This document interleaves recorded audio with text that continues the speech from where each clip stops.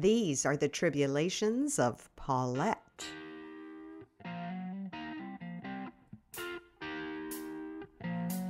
I'm gonna jump right into your heart. I'm gonna jump right into your heart. I'm gonna jump right into your heart. Yes, that's where I'll start. I'm gonna kiss my way to your lips. Today, I'm on my toes on a side street, trying to get a look at a postmodern swing set being installed at the outrageously oversized home of some new neighbors. With me is Birdie, my 90-year-old girlfriend. Birdie and her husband Howard have lived in these parts for 50 years in a lovely but modest house that Howard built back when he was a real estate developer. They are routinely appalled at what has become of our quaint neighborhood, one awful mega mansion after another, largely engineered by a tough-talking, gravel-voiced quote-unquote developer named Shirley Bumpus, who even had a reality show a few years back to document her successes.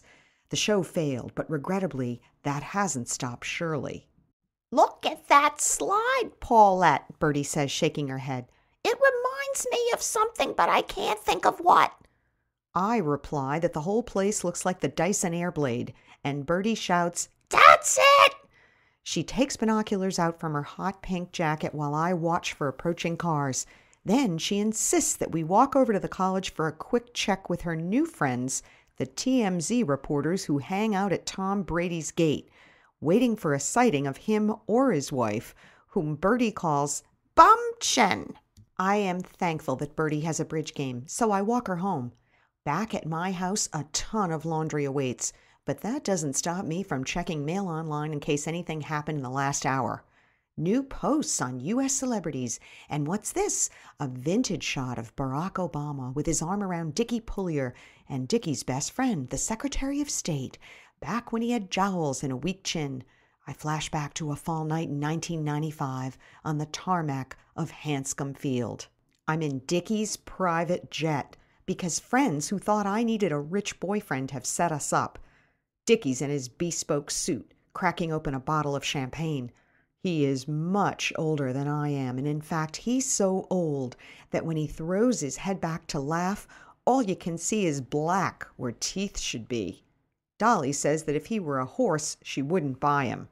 Nevertheless, Dickie and his 4 remaining heirs are taking me to the Kennedy Center Honors, which I guess is a really big deal. The trouble is, the other couple we were supposed to go with canceled at the last minute, leaving me alone with Dickie. With all that Dickie has provided, especially the jet, he will be looking for me to provide a little something for him. In my whole life, I was never able to smooch an ugly guy, no matter how much cash was dangled in front of me. I had to think faster than Dickie's hands, and as the plane started the takeoff roll, I fumbled in my bag for a pill. "What's that?" Dickie asks. "Valtrex," I say, but don't worry, the sores usually clear up in a day or so.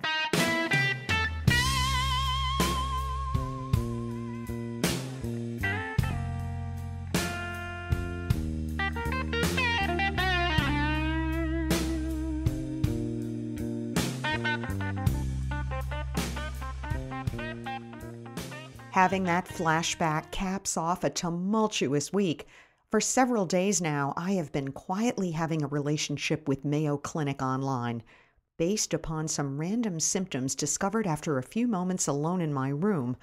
I have diagnosed myself with diverticulitis and am in full medical panic mode. Dolly is no help because she tells me that her cat had the same thing and that it will go away if I eat low-ash food. My highly credentialed gynecologist, Mike O'Neill, ducks out of a full surgical schedule to examine me. In full medical panic mode style, I am completely prepared for surgery. Kind friends will arrange for care through many helping hands for my husband and children while I recuperate. I can get through this, no big deal. What I am not prepared for, however, is Dr. O'Neill to laugh out loud when I tell him what I think I have and how I arrived at the diagnosis. In a 5-second look, he tells me that there's nothing wrong with me, and then he heads back to his OR, shaking his head and muttering Mayo Clinic online under his breath. Trying not to think about the fool I just made of myself, I head home to several hours of laundry. Despite my repeated requests, no one in my family of boys is able to turn their clothes right side out when they take them off. So, I get a really good look at the inside of everyone's underwear, including my husband Dave's, before it goes into the wash. Maybe they want to call my attention to the stains.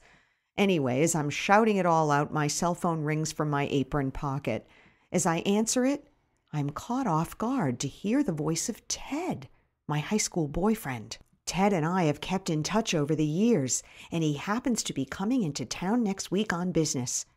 He invites me out to lunch so we can discuss our high school reunion. A familiar tingle runs down my spine as I accept. Ted doesn't know yet that he's catching me at a vulnerable moment.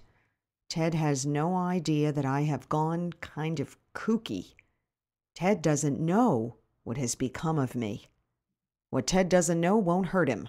In my calendar for the coming Wednesday, I delete surgery and write in Ted.